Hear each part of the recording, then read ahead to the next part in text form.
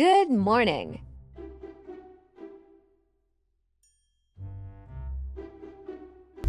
Itong umaga na to, ah, kain na kami. Bumili ako ng pandesal, tig 40 pesos.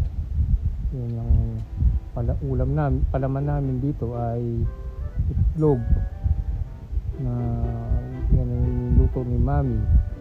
Yun, sarap na sarap ako rito. At yun ang naging ano namin, yun si Tia Kirsten, si Justin. Kumain-kain lang ako rito. Siyempre nagustuhan nila ang aking tinapay. Yun. Kaya bumili ako.